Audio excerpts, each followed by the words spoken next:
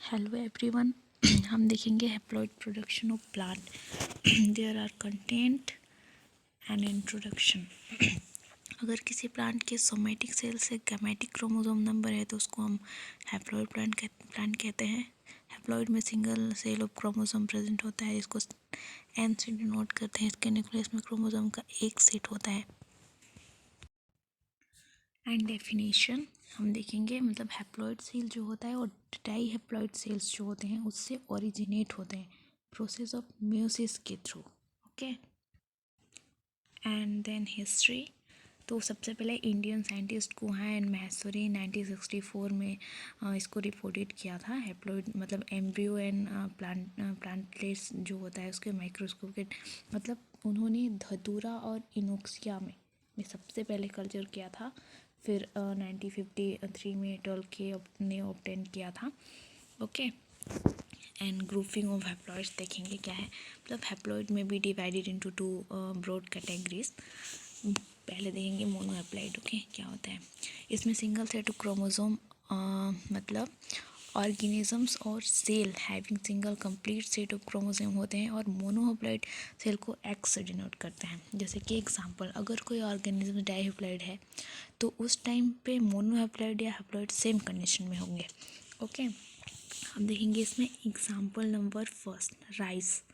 मतलब rice genome का बात कर रहे हैं हम, जिसमें राइस में क्रोमोसोम का नंबर 24 होता है और ये डाइहैप्लॉइड होते हैं। राइस में जो हैप्लॉइड नंबर है वो 12 होता है और मोनोहैप्लॉइड में भी 12 होता है। ऐसा इसलिए होता है कि ये दोनों इसलिए आइडेंटिकल हुए क्योंकि number of 2 set of chromosome present है राइस में। Okay, and example number 2, wheat. तो वीट क्रोमोसोम, मतलब because wheat of hexahaploid and it is has 6 set of chromosome in genome. मतलब वीट क्रोमोसोम हेक्साहैप्लॉइड होता है, इसका हैप्लॉइड नंबर 21 होता है और मोनोहैप्लॉइड का नंबर 7 होता है।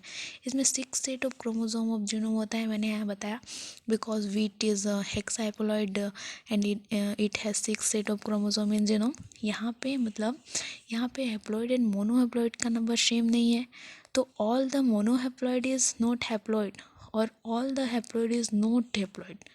मतलब मोनोहैप्लॉइड, ऑल द जो हैप्लॉइड होते हैं वो मोनोहैप्लॉइड नहीं होते हैं, और ऑल जो हैप्लॉइड हैं वो मोनोहैप्लॉइड का नंबर सेम नहीं होता है। हैप्लॉइड एंड, मतलब यहाँ पे हम देखेंगे कि हैप्लॉइड एंड मोनोहैप्लॉइड का नंबर सेम नहीं है, तो all monohaploid is not haploid or all the haploid is not monohaploid. Okay, these are wheat and polyhaploid की बात करते हैं हम। तो मतलब polyhaploid में क्या होता है, में 2 से ज़्यादा, मतलब नाम ही है polyhaploid, मतलब 2 से ज़्यादा क्रोमोसोम होते हैं।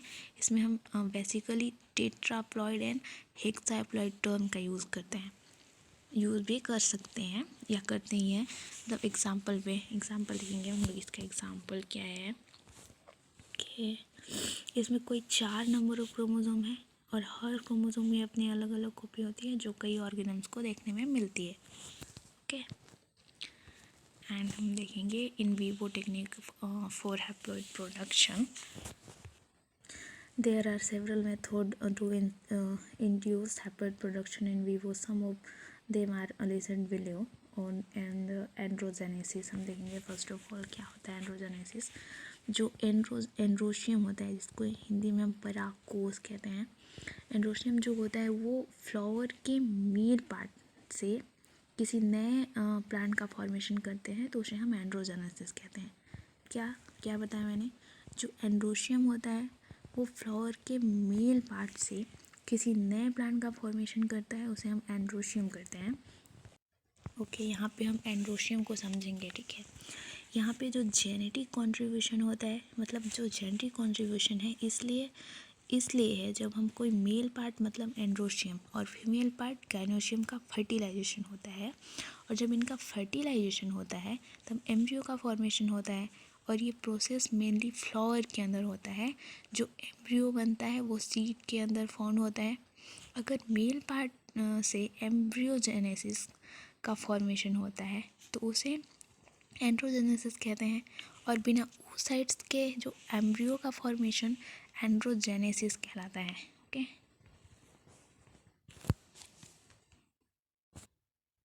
एंड एंड्रोजेनेसिस यहाँ पे सेकेंड दिया हुआ उसका हम बात करेंगे, गैमेटोफाइट्स का और इन माइक्रोस्पोर का।